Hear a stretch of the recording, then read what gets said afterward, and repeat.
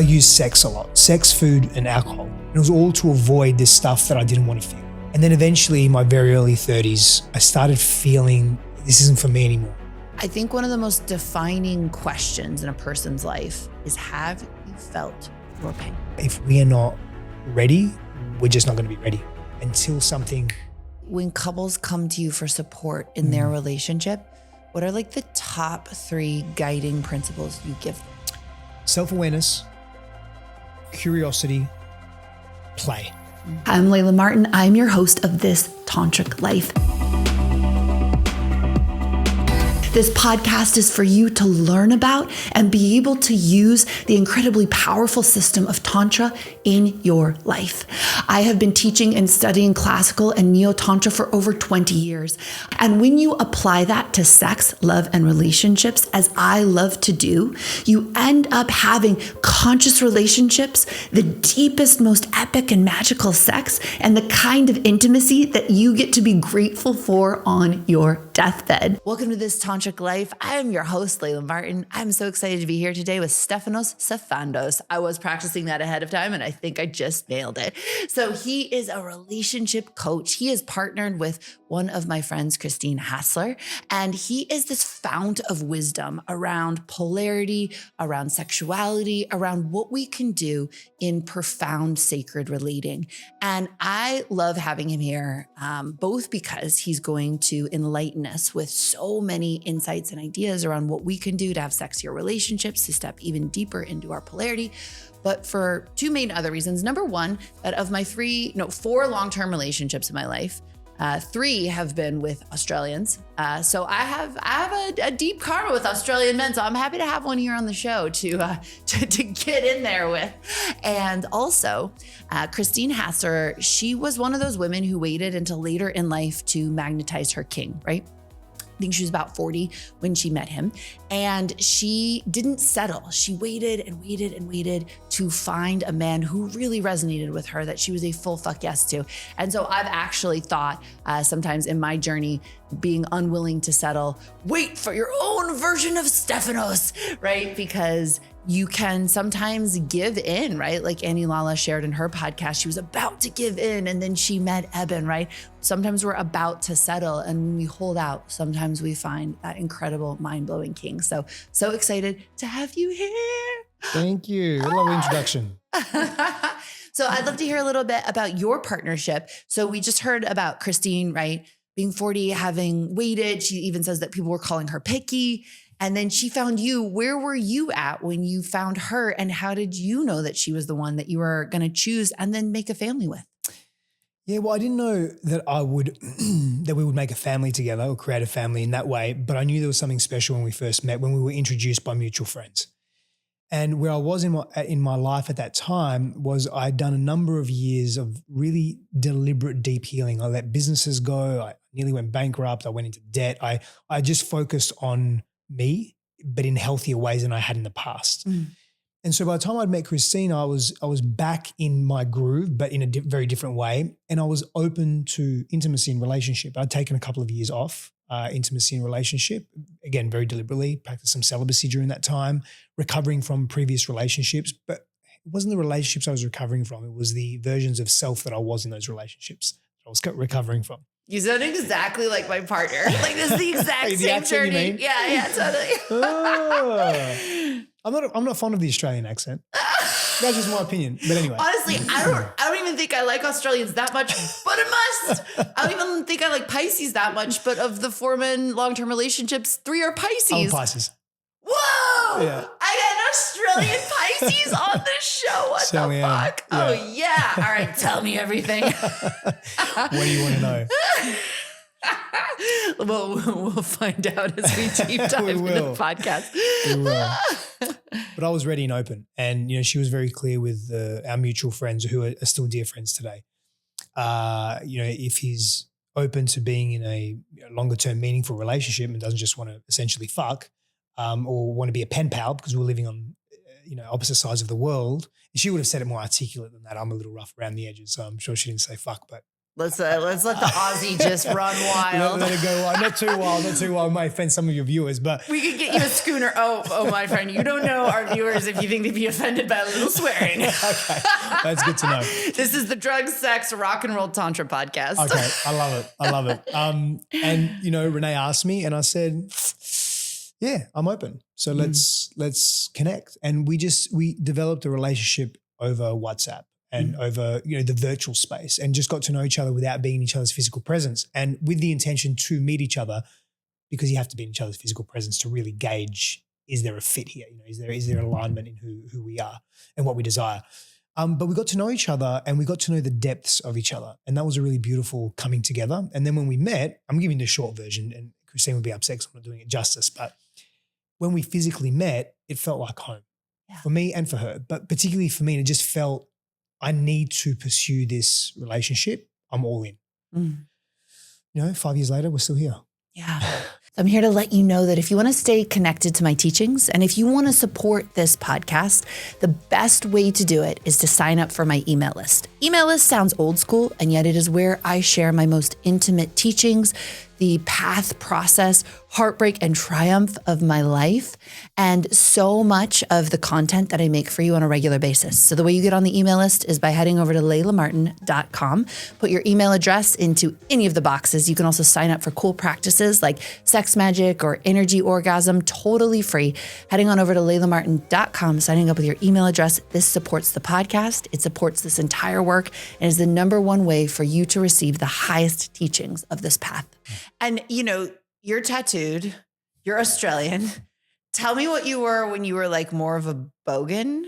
No, don't ever fucking call me a bogan ever. So offended right now. I'm too ethnic to be a bogan. I'm too Greek Italian to be a bogan by Australian standards. I'm way too European. No fucking chance I'm a bogan. You just basically called me a hick. You just called me a hick. Maybe I misused the word. Okay, so tell me more about your Muggle days.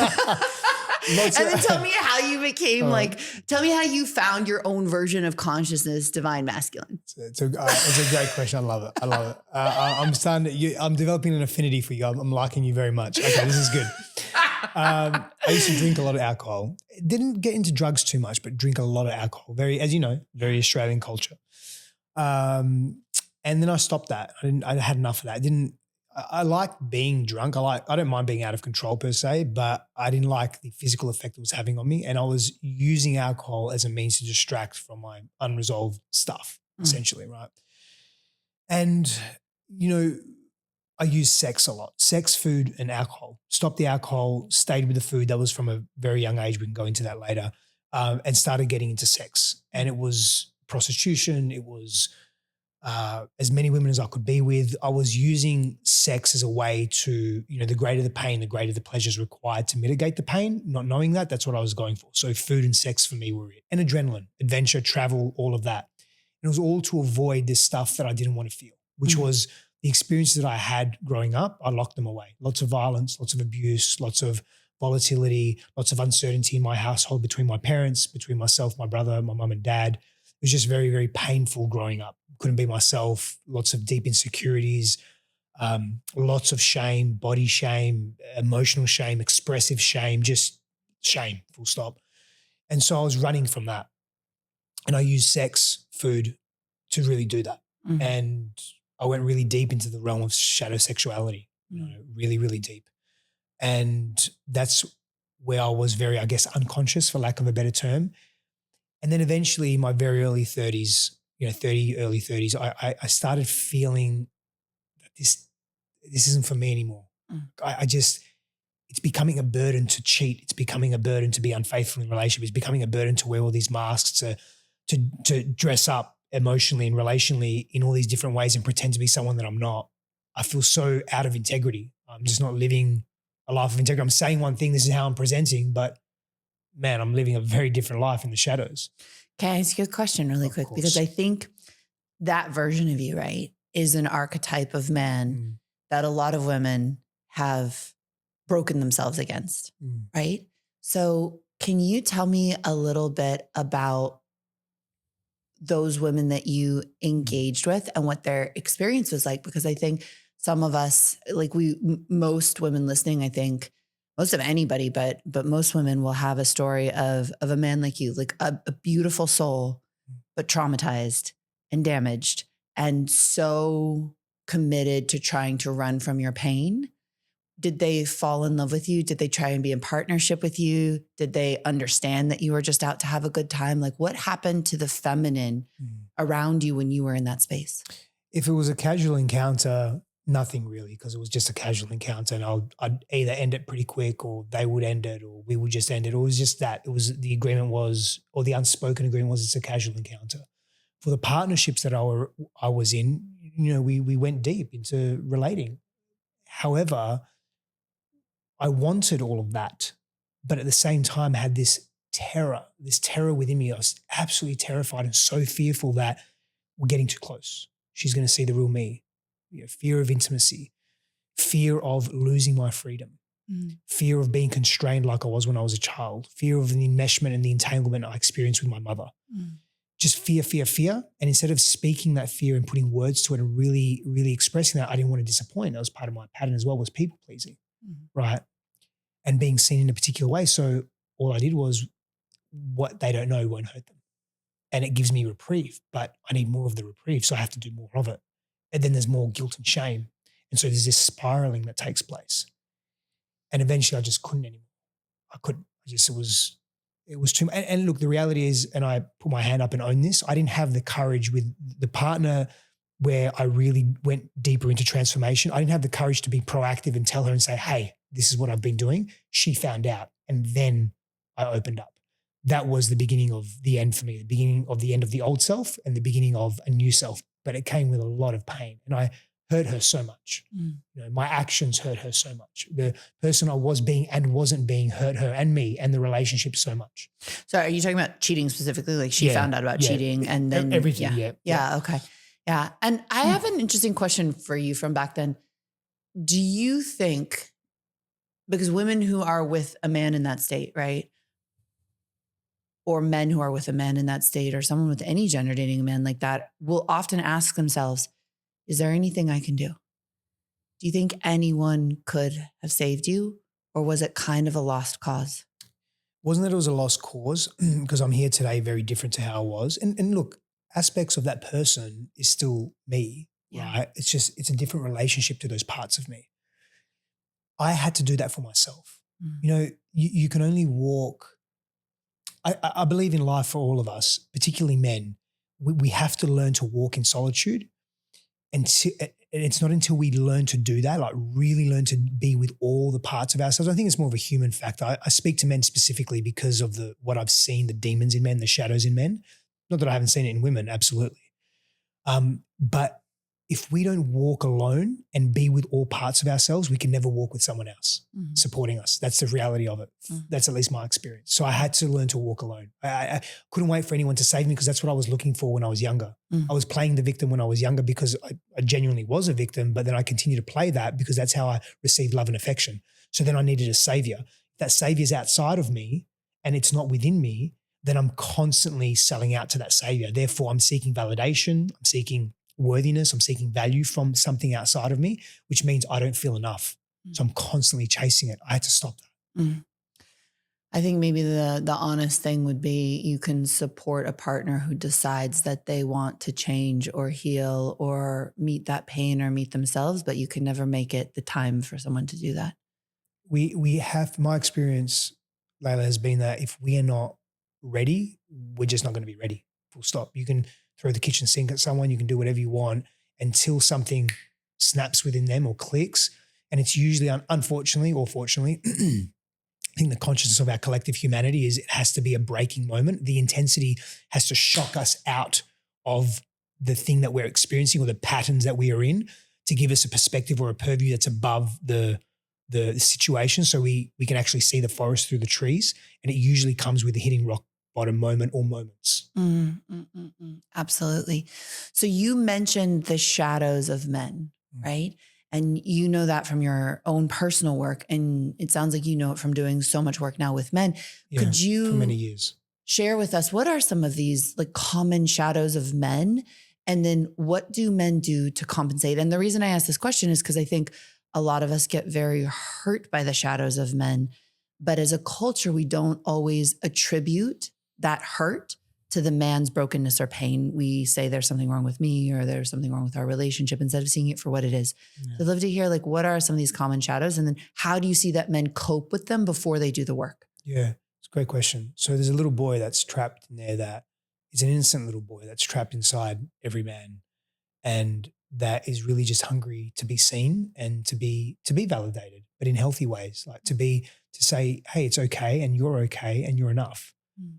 And that insecurity and that sense of I'm not enough lends itself to hyper-competitiveness. It lends itself to compensatory strategies such as, let me climb the corporate ladder, let me have sex with as many women as I can, let me dominate men around me because I don't trust men. Because again, so many men have been hurt by their fathers and by their mothers. It's a common misconception that we think boys only have a father wound. Not at all. They have a mother wound as well. And this isn't about blaming fathers or mothers or men or women.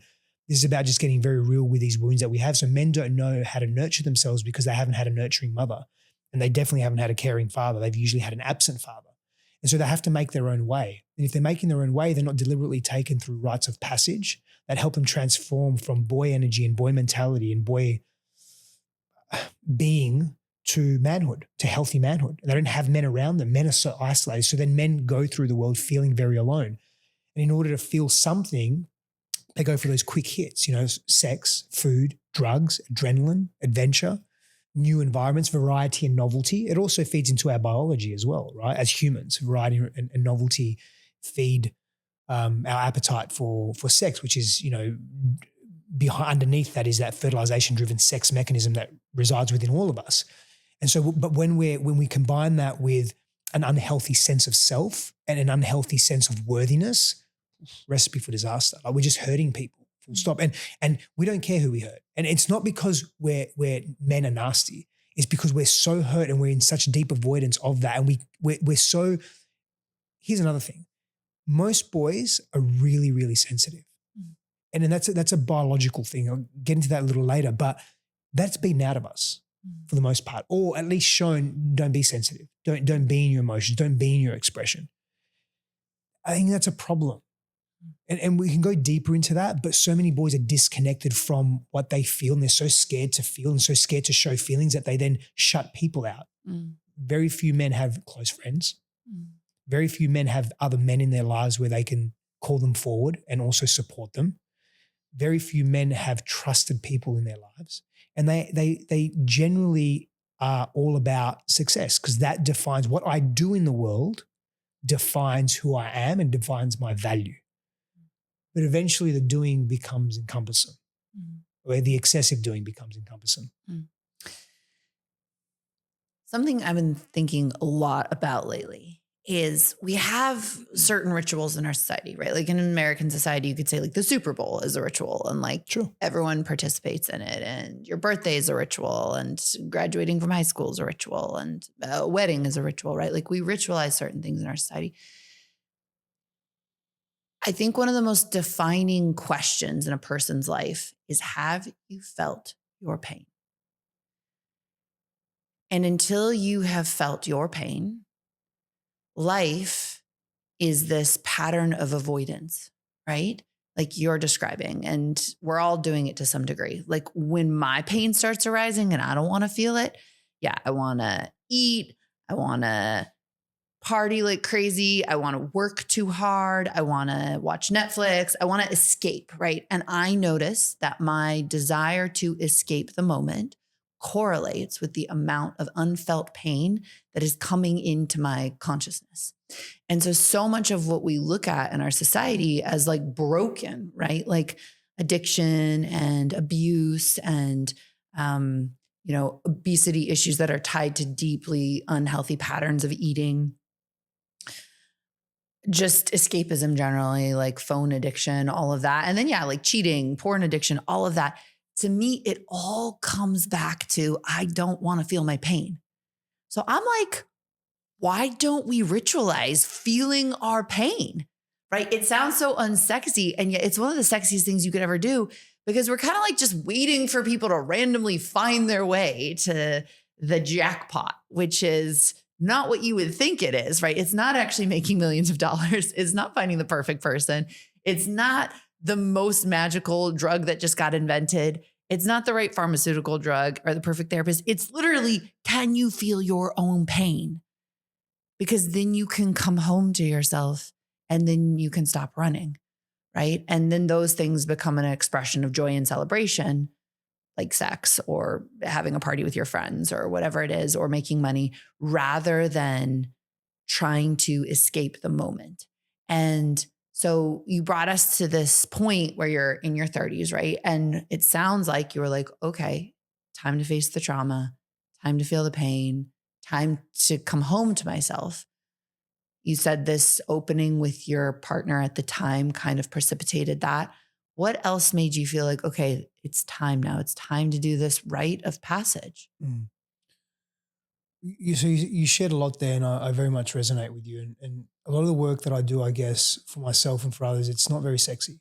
Mm. It's not these beautiful tantric postures or Kama Sutric postures and masculine, feminine polarity dynamics. And it is, but not first. Mm. It's really that, feeling the pain. But in order for us to feel our pain, the reason why we don't feel our pain is because it's not a desirable place to be as a human. And we're also fed by society that, we live in a hedonistic society, essentially. So I think we live in an escapist society. I very wish much we so. lived in a Through more hedonism. truly Yeah. hedonistic society. Yeah, I think good people point. know entertainment rather than true pleasure, which would be hedonism. Yeah, I agree with that, actually. Very well said. And we live in a society of escapism and distraction and avoidance. And the reason why if we can sustain it and feel the pain in safe ways, and there's ways to do that, of course, there's methodologies and practices for that. And part of that is being in the healthy presence of others, in the presence of other healthy individuals. We feel more whole and integrated, because now we're not just focusing on this polarized version of ourselves, which is, I need to be happy all the time, or I need to experience pleasure all the time, because that can be a very slippery slope, right? So for me, it was an interesting thing. Not only did I hit rock bottom, not only did I feel a lot of shame in that moment, some of my memories that I had suppressed and repressed started coming to the surface when I was younger. It's like that experience triggered all this additional shame, the core of my shame and the core of my pain.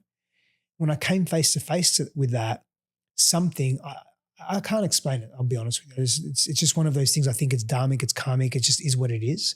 Something esoteric that we can't necessarily explain. I'm okay with that. I explain a lot of shit in my life and for others, and I'm okay not explaining some things. And I got to that, and the pain was more overwhelming than ever. And there was a voice that said, keep going. We've got 3 choices. We face it, we commit suicide, it's too much. We face it, we go too deep, we end up in a mental asylum. We face it, we get through it. And I was like, who's we? Voice just kept saying, you're going to choose a third path. And the other 2, if they happen, they happen. But can you just stay with it? Just stay with it. And actually don't even worry about what happens. I said, okay. So I just went and I went deep, and I just kept going and going and going and going and going and going. I've been to places that no human being should go. And I really mean that. I want to hear about those places. I agree that the best partners, period, of all genders, but I'll say especially the best male partners, are the ones who have been to those places that you say no one should go. Like, have you met yourself? Yep. Is so important, but we don't initiate boys and men that way. And something like I feel oftentimes is no one fucking knows what to do with their pain, right? I was even kind of contemplating, right, in like the best somatic therapy and breath work and stuff like that. We're still trying to alchemize. We're still trying to transform our emotions. We're still trying to heal our childhood, right? Just that raw, can you be with your own pain? And I think I say this often to people in my professional certification. The fabulousness of my life has more to do with my willingness to feel my pain and my fear and my discomfort than it does with how much I wanted things to be fabulous. We all want things to be fabulous. We all want things to be fantastic. We all want extraordinary lives.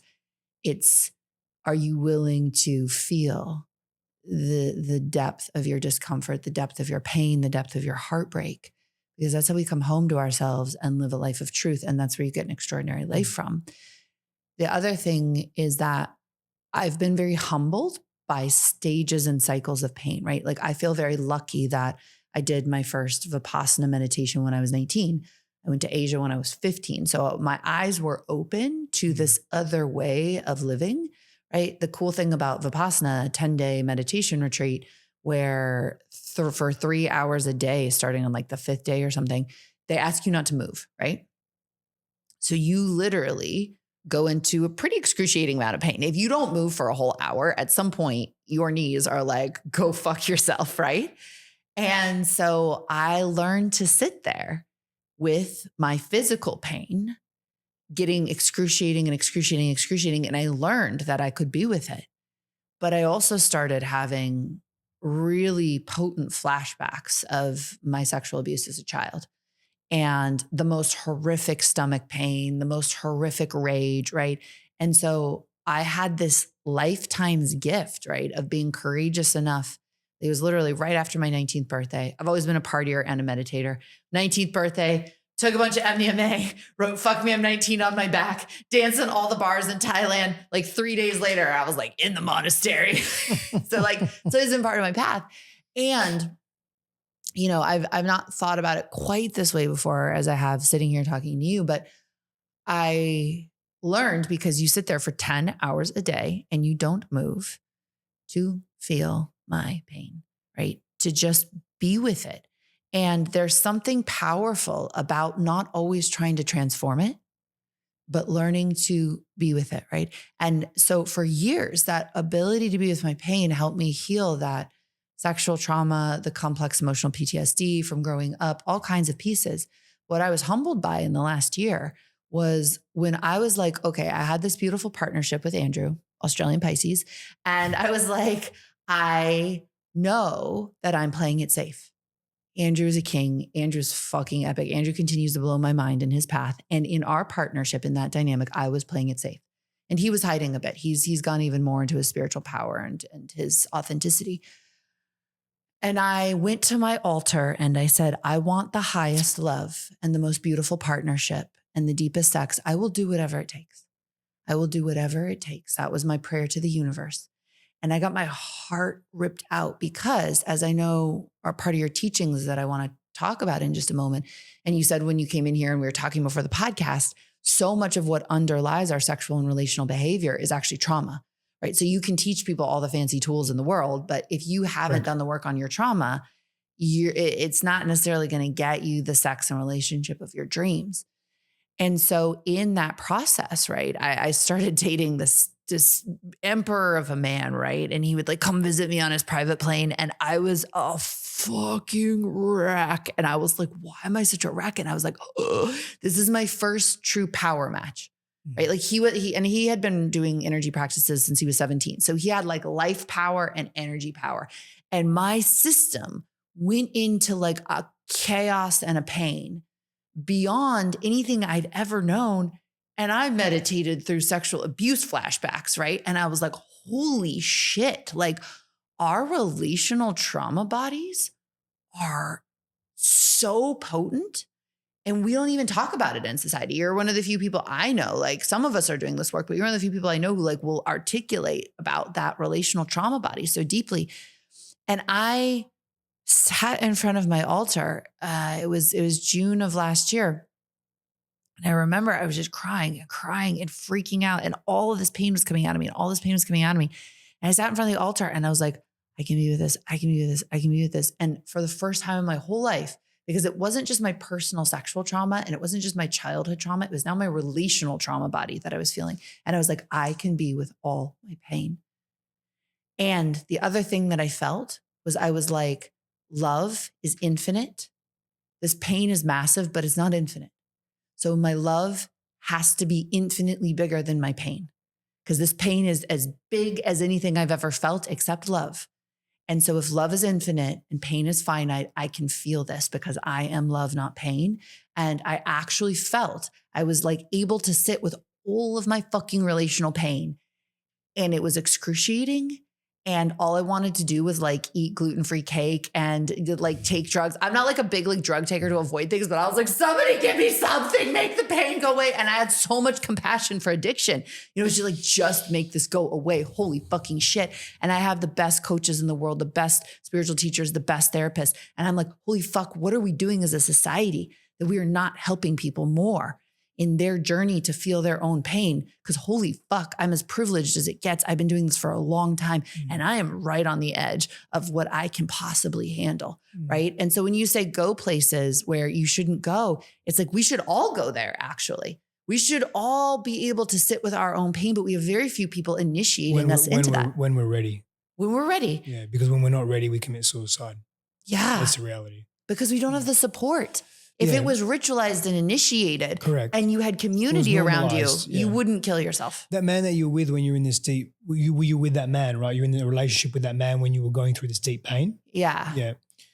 So do you think he helped you feel safe enough or supported you through his own posture to move through that pain, or the exact opposite? God, no. I mean, that was a poor first choice. My partner now, yes. Right. So I went through that. That was my first initiation. So you really went through it by yourself. I went through it by myself. And if anything, it made it worse because you thought you had someone. Yeah. Right. But he wasn't able and capable to meet you where you probably needed to be met, whether you knew it or not. Yeah. And it made the pain even probably more intense. It amplified it, I would say. It absolutely amplified it. Yeah. His avoidance. Yes. His inability to fully choose me, but also he was an interesting partner. Actually, around this time, I kept magnetizing a very similar imprint of partner, which was like, I'm so in love with you. You're so magical. I have such deep feelings for you, but like, I don't know if I can do this. What do you think that is? Their own trauma, their own terror. So every single. Aren't you the common denominator in that? Am I the common? Oh, why was I magnetizing them? Yeah. What was the purpose for you to bring that into your life at that time, you feel? So I feel that we do attract people who mirror the imprints we're currently carrying.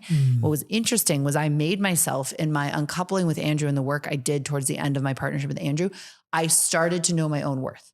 So I've had this scathing unworthiness my whole life. Like in business, in friendship, in community, I have grown into worthiness in money over the course of my life. So I was just blanket unworthy when I was young, but I like slowly fixed every part of my life, healed every area of my life from the trauma that was dominating so I could live my soul's truth and not my trauma. So every corner of my life looked really good. Except for every man that I ever met, I was like, I'm not pretty enough. I'm not good enough. Like I was still like walking around the world, like with that weird complex. And it makes sense, right? I had a horrifically abusive childhood with my biological father. So to create a complex of stories and beliefs that kept me from ever connecting with any man. Because it's not, intimacy is unsafe. It's been unsafe for you. Made a lot of sense. And men have been unsafe for you. And it sounds like to me that you were bringing those men in your life to be really clear that they're a no, and to actually set that boundary of nope, not this archetype of man anymore. I'm moving beyond that.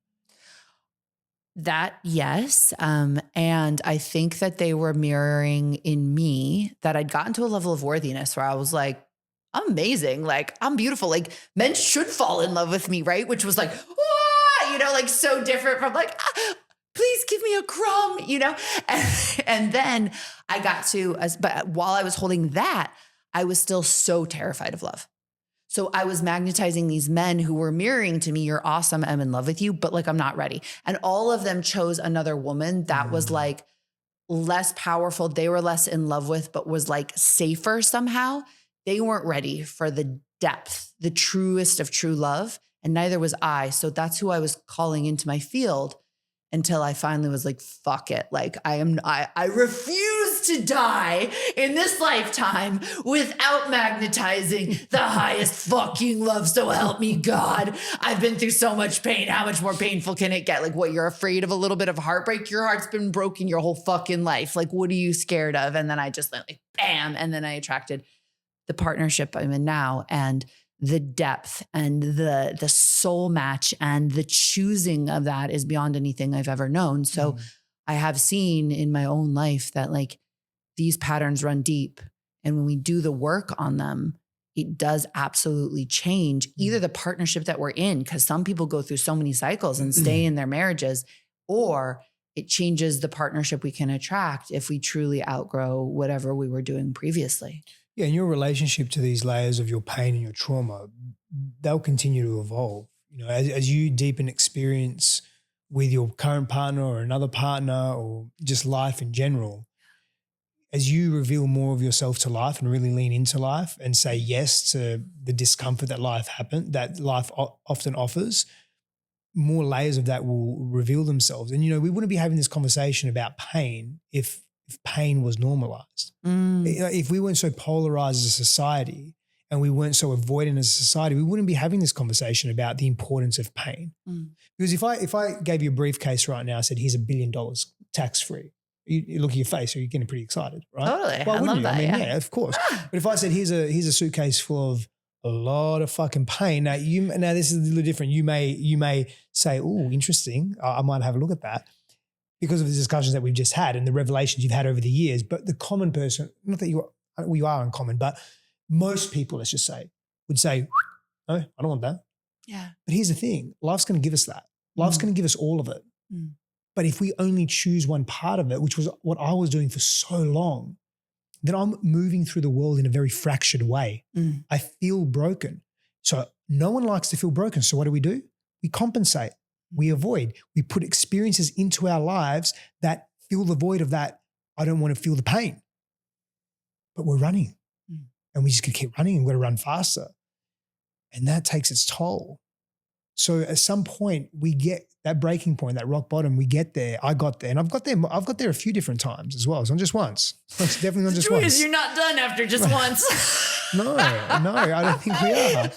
I mean, I just, I had a really tough time being a new father. I feel like I'm coming into groove now. It's been very challenging. And I didn't show up for Christine in the best possible way. I didn't show up for myself in the best possible way. I actually think I showed up for my daughter in the best possible way. Probably could have done better actually. And I'm pretty hard on myself, so I'll booknote that. But she probably got the best of me. Christine didn't. I didn't get the best of myself because I was so scared. Just having her and the love. Oh man, the oxytocin, I feel it through my body every time I'm with her. Like she's just so beautiful in all the different ways. And I'm so enthralled with her and I'm so dedicated and committed to her.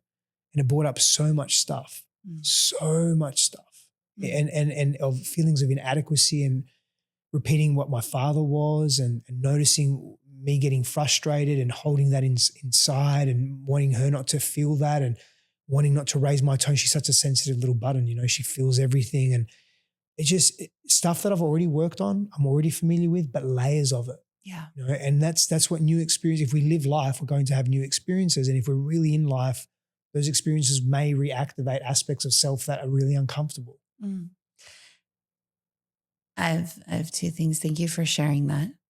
Also, you just mentioned, you're not that common. And I think one of the things that my pain has taught me and these cycles of trauma have taught me is like, I'm actually not that special. I'm actually, it's both. And like, I'm in the same boat as everyone else. And childhood imprinting is humbling, Very. Generational trauma is humbling. Very. Facing your own pain is humbling. It's not like I went in there sword flashing and just like slayed all the demons, and then like sniffed my own underwear and like threw it at them. No, what an analogy. I love it. Fucking messy. You know what? This is a legit thing. This is product placement, but it's also very real. I would love some sex magic right now. This is a heavy conversation. Let's do it. Fucking hit some sex magic, man. Okay, gummies, what are they? Tell me. Not just, it's a powder. Oh, okay. It's a powder. It has all kinds of magical things in it. It's like shilajit, huperzine A. It's got some saffron. It's colored with beet. Well, good. Smells good. I would never, what is that? A non-consensually drug anyone, but I would definitely take mushrooms with you and do another podcast. That is a date. That should be like season 3. We should be like this tantric life on mushrooms. Have you ever done that? A podcast on mushrooms? No, it's been edgy for me to even just admit how many like plant medicines, drugs I actually take. Emily's been so good because Emily was this like Southern Baptist. Like she like teaches meditation to like middle American moms with like families and, you know, whatever. And she was just like, I'm a meditation teacher. I've been meditating for 16 years and I love drugs. I was like, God damn, Emily, like you own it. And you got to be careful. You know, it's like we're all, our community imbibes substances in a way that I find very responsible, and we all do our work.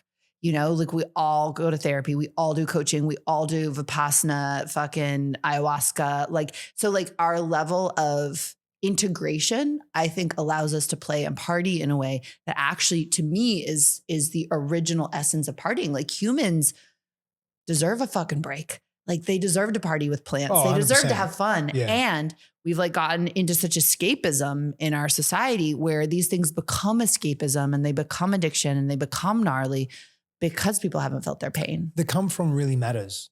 So whatever the behavior or the action is, what's underneath that, what's driving that really matters. Simply put, it's either coming from a really healthy, integrated whole place within self, or it's coming from an unprocessed wound. Yeah, totally. And if it's coming from unprocessed wounds, the action may look the same, but that's not sustainable. Yeah.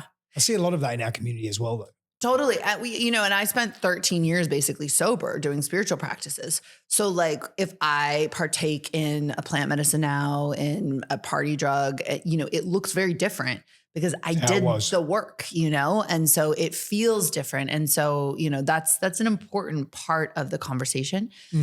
What I'd love to know from you is when you said, I went places that no human should ever go. Will you take us there? What helped you feel your pain? Like what practices? And what was it to meet your pain? So it's not very exciting, but it really isn't. It's nothing. Go on, bore us. Yes. It was just boring Aussie talking shit about pain. Everyone just fast forward the podcast for the next 10 minutes. Stefanos puts us all to sleep. Yeah, no, I want to know. I can't imagine this is going to be boring no matter what it is. It's very simple though, but I want to touch on two parts. So I touched on this previously around men and solitude and then being able to be supported. So firstly, I had tremendous support throughout various stages of this process where, you know, I was in therapy twice a week. I was working with energy healers. I was working with shamans. I was working with somatic coaches and nervous system trauma specialists. So I was all in. I was spending thousands of dollars a week of money that I didn't have. I was using my credit card. That's why I said I nearly went bankrupt. Yeah. So like, I really, really committed to this process. Gotta be careful with those shamans and the credit card usage, you know? Very, very careful. Buyer beware. And shit works. It actually fucking works. Absolutely. And so, I was very committed. And the people that I was attracting, I felt very blessed that were very, very supportive of what I needed in that moment. And there was a lot of times, many times where I was really by myself and I needed to be in solitude. I needed to be with my own stuff without relying on someone else. But when it got too much to the point where I really contemplated suicide many, many times and was very close to being in that space and literally like losing my mind. I would wake up in sweats in the middle of the night, having night terrors and looking in the mirror and seeing demons. And I wasn't on drugs. I wasn't on any mind-altering substances at all, especially during that time. So I needed support. I needed to know what it felt like to not be judged, to not be shamed, to be met with compassion, to be met with love, and to be able to co-regulate in the presence of someone else, someone else's nervous system that was healthy, that was grounded, that was safe, and that had done their work. And my unconscious self needed to feel that in order to say, oh, that exists. I can be that. And when we're talking about feeling pain, I spent hours by myself on the lounge room floor screaming and crying and not knowing when it was going to end and being a blubbering mess and snot and tears and shit coming out of everywhere and not eating and sometimes eating, sometimes not. And I just stayed with my stuff. Now, some of you out there may be thinking, well, how long do you stay with your stuff for? It's a great question, right? Until you can't stay with it any longer. I had to, and this is where discipline was really important. And I lent into the times where, because I was an athlete, I still consider myself an athlete, but I was a competitive athlete in various sports. And I'd taken myself to some really painful places because what I didn't mention earlier was I also used exercise and competition as a distraction, as an avoidance. Yeah. Right? Especially if I was winning. I'd be getting accolades as well. And Totally. I'd win a lot. I was at least top 2, top 3 in my state, in the country. I was doing really well, So I had that validation too. And so, but I'd push myself. I like to say I built an empire with my daddy issues, You did. In part. And it works until it doesn't anymore. Totally. Yeah, that's right. And you go to the next level. But you needed that. And that's, maybe a conversation for another time in terms of, I don't like to, I never take people, when I'm working with a client, I never say to them, oh, this is great. This has happened for you and it's happened for a reason. Never. That's an effect that happens way later. In the moment, it's all about safety in the body.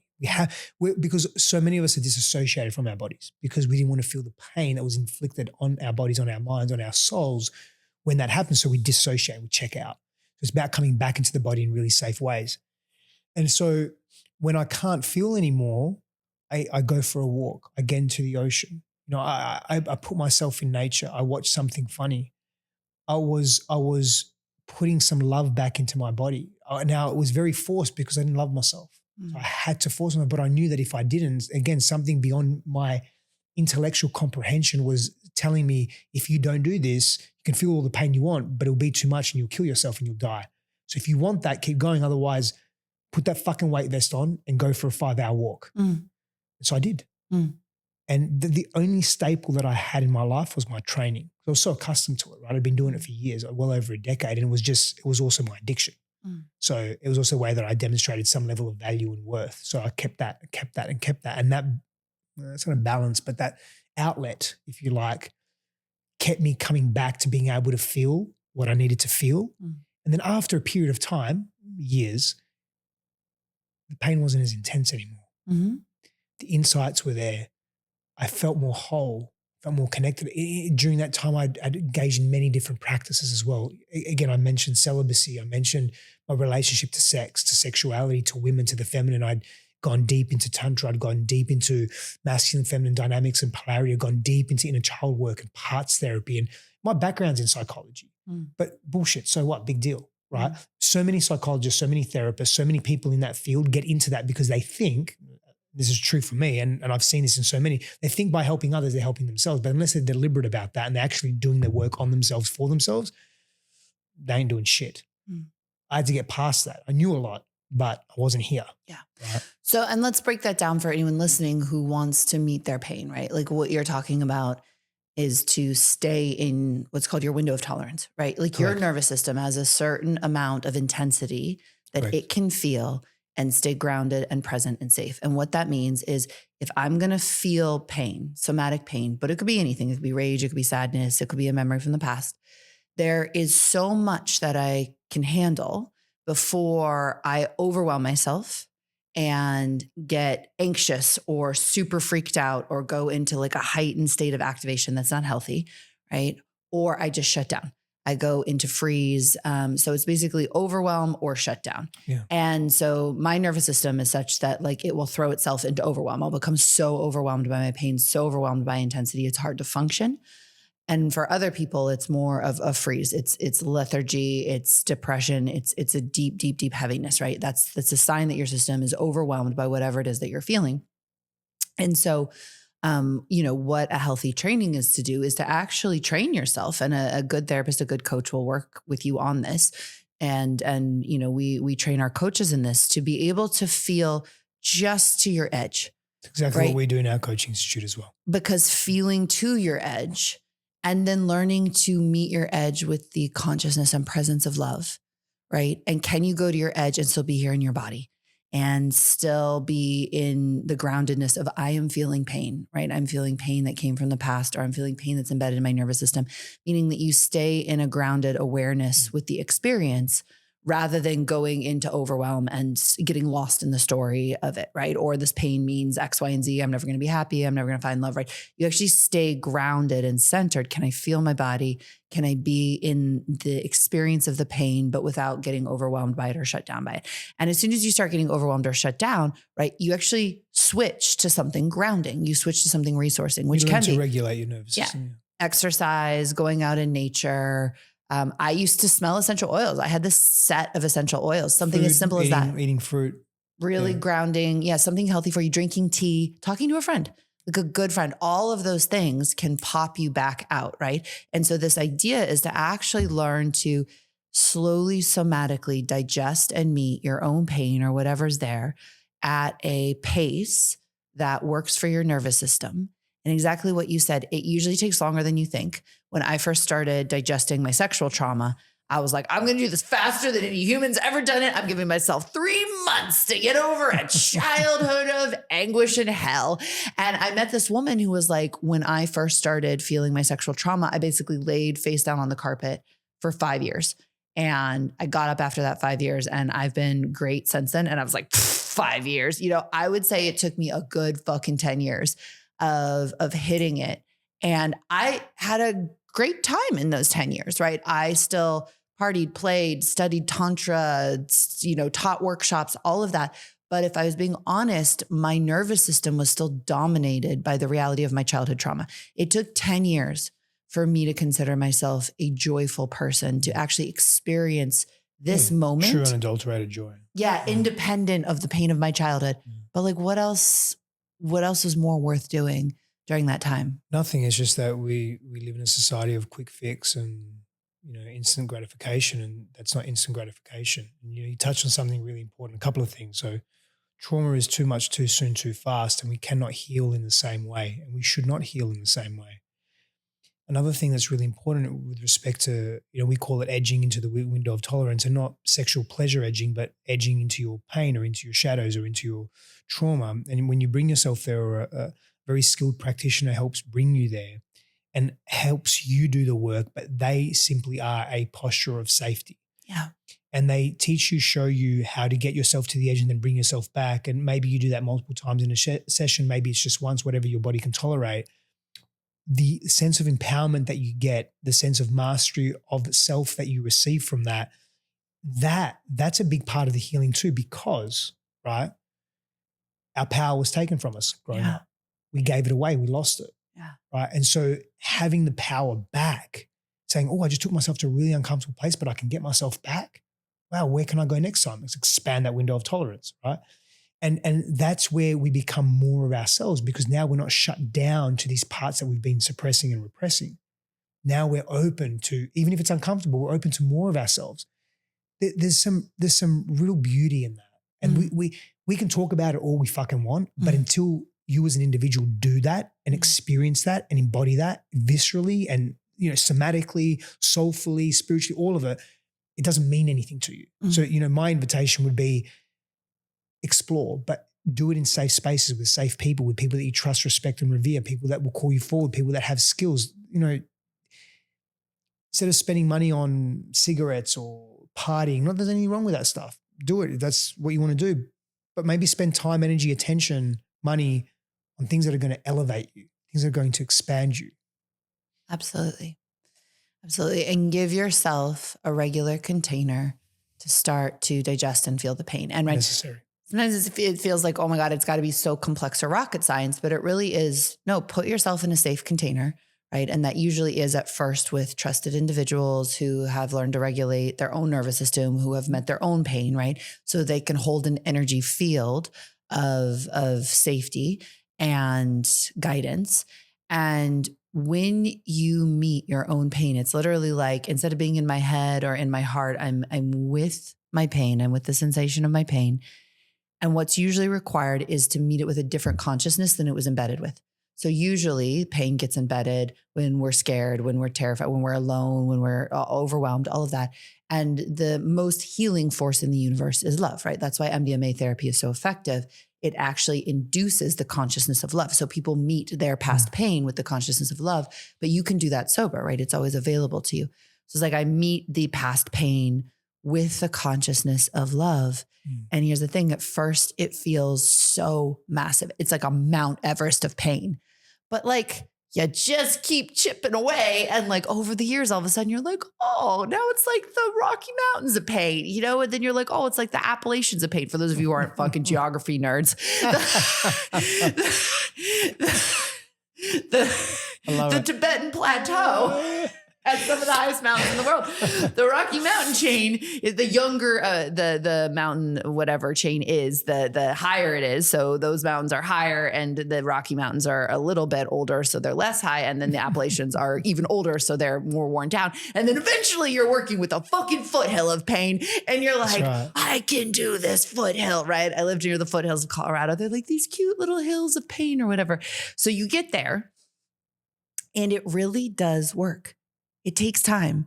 It takes dedication. But like, holy shit, like the life that I have is unthinkable. And Carl Jung said it so well, right? Like I'm paraphrasing, but until you feel the unfelt things, you will call them destiny and they will rule your life, right? So until you feel the pain rules your life. And that's why so many people's lives look like fucking messes, right? Or they feel so stuck, or they feel so incapable of having tantric sex or living the life of their dreams or being a better parent than their parents were to them, right? It's because they haven't yet felt their pain and it has become their destiny. And the cool thing about these practices, right? And they're in the tantric tradition is when you can meet and digest these somatic bodies that were imprinted when you were young, you actually literally change your destiny because you change your nervous system. And your nervous system is creating what you would call fate or destiny inside of you. So you actually overturn the imprints, no matter what they are, and start creating a life based on your soul's truth. So it sounds like that's what you got to. And I'd love to hear, give us some like, okay, so we've talked about the evisceration of pain. I just semi-slobbered on myself as I said that. And what I would love to know then is, I'm taking a moment to share with you about one of my most powerful programs. This is the VITA coaching certification. It is a year-long professional training in how to have a tantric approach to sex, love, and relationships. It will not only transform your experience of sex, love, and relationships to the highest possibility for you in this lifetime, but will empower you with the keys, tools, and technology to be able to offer the same for your clients, because you will have such potent results that you can get for clients in an area that they most deeply desire.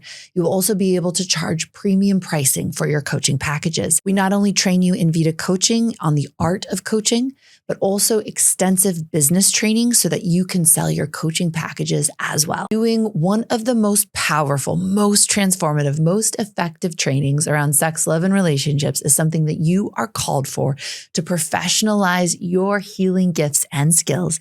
Head on over to laylamartin.com, sign up in the VITA coaching area to find out more about the program, or get on my email list anywhere on laylamartin.com, and we will let you know about the program, when it opens, how you can apply, and when you can join. Can you tell us some sexy things about polarity? We actually haven't talked about polarity that much on the podcast. Could you explain a little bit about it and what it can do for a relationship? And then I'd love to hear a few things about conscious relationship before we wrap.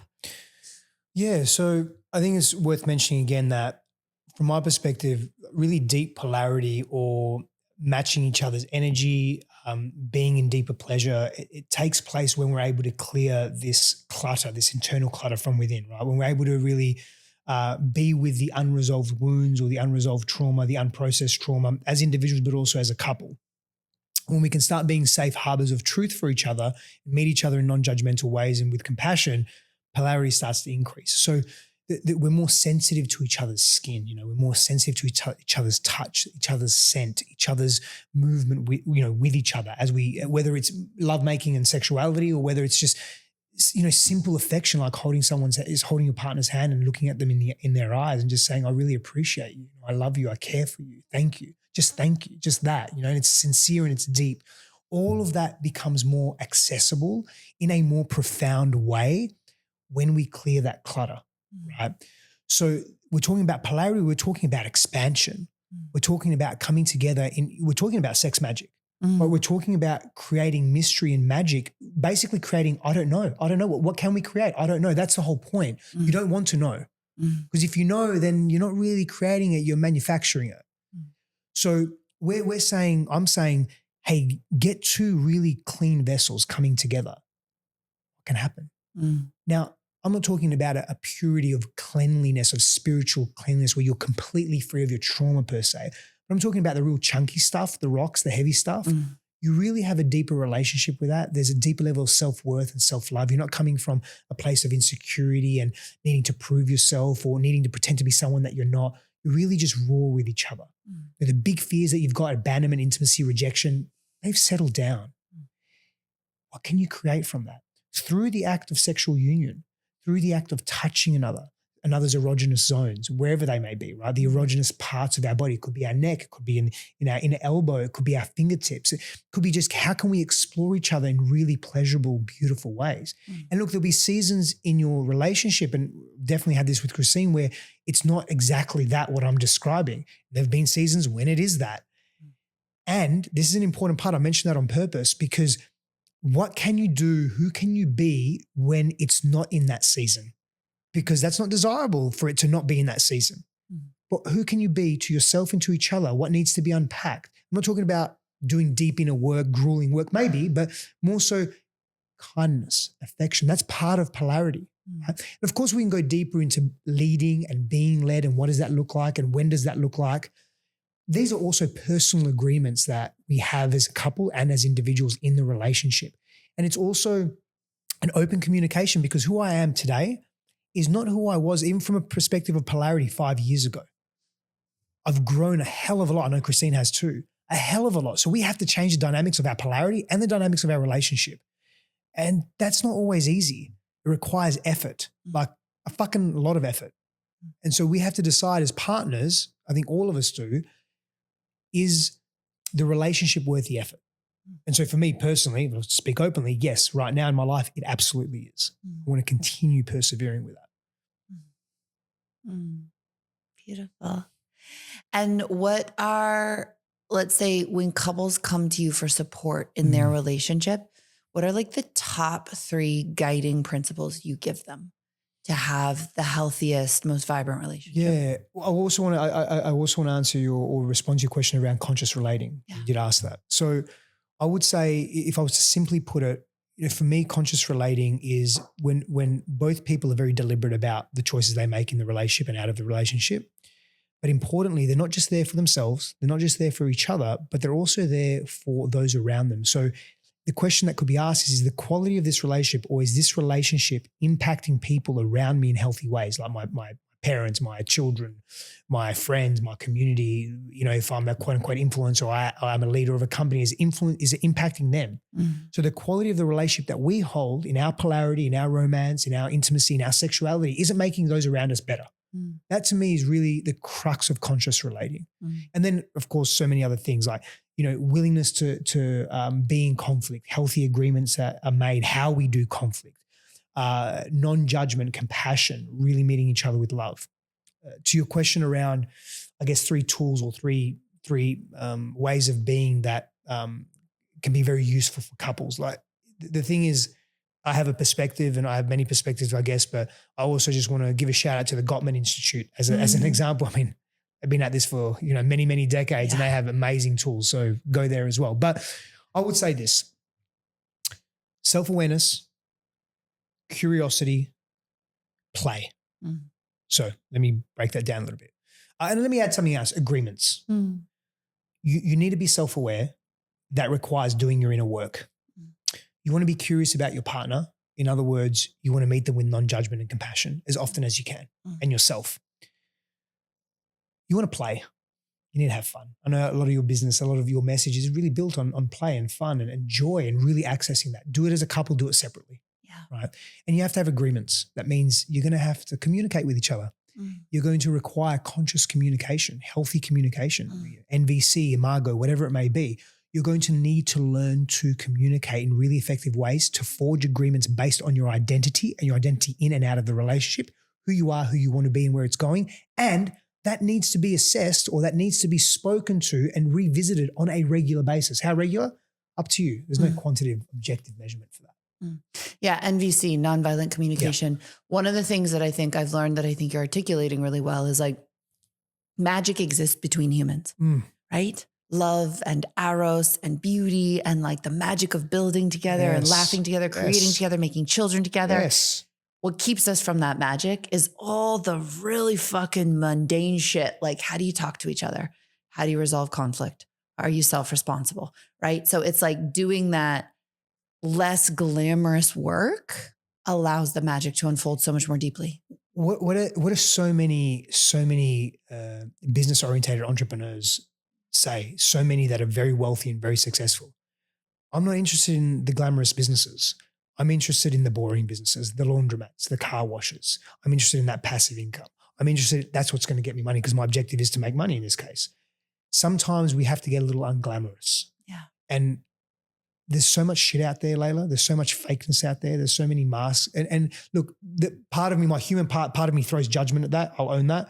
And part of me sees it for what it is. And I throw a lot of compassion at it as well. But we don't want to get stuck in wearing the masks. We don't want to get stuck in the pretend. We want to get stuck in the real. And that means we've got to get real with ourselves. And that's, as we've discussed, it was an easy thing to do.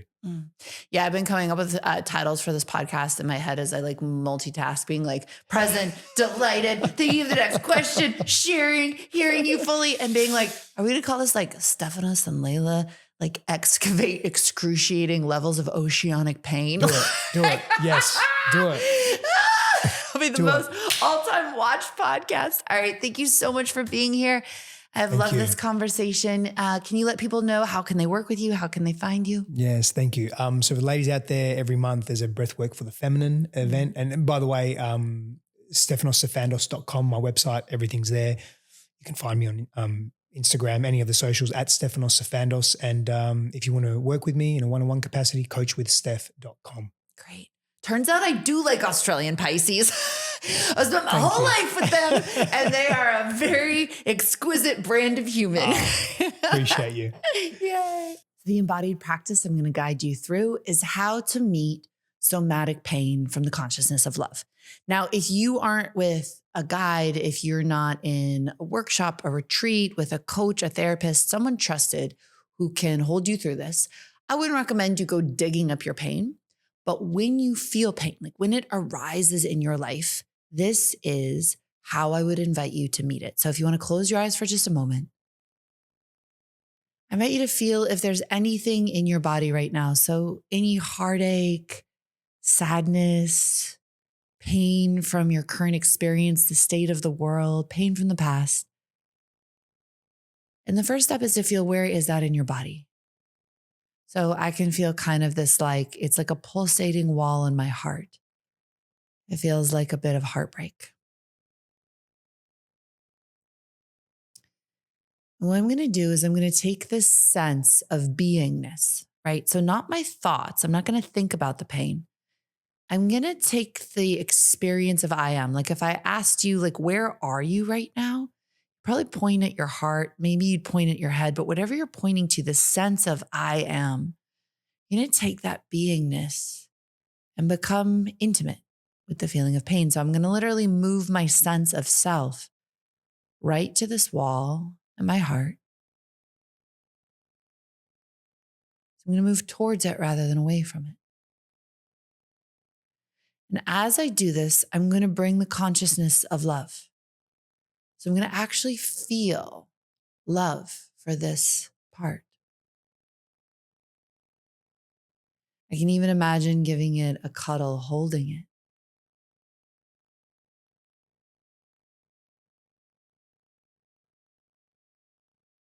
This simple posture is the start of meeting pain. You become more intimate with it rather than running away from it. And you feel it with love rather than any other experience. This simple reorientation, how we experience ourselves, can change our entire destiny. I invite you to stay with this as long as you feel. And when you're complete, you can gently move away from the pain back into where you normally experience yourself. So for most of us, this is our heart or our head.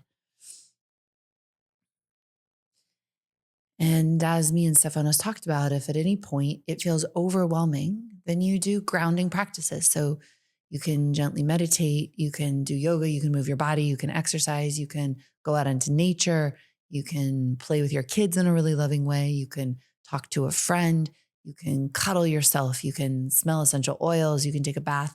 All of these practices resource you which means that they bring your nervous system back into goodness. So you want to do what's called pendulating, right? This is a term that comes from Peter Levine, meaning that when you hold your pain for a moment, when you switch back out, you want to do something that's comforting and pleasurable to your nervous system so that you actually restore this feeling of goodness and pleasure in your nervous system. You don't overwhelm yourself with the experience of pain.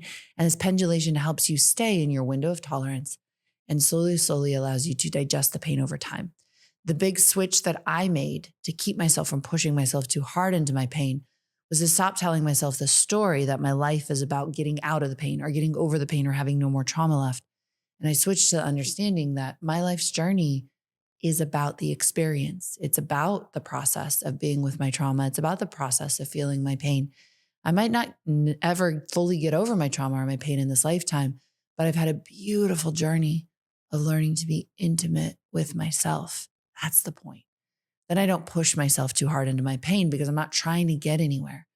I'm learning to be with myself, and I'm learning to be with myself in a gentle, loving way.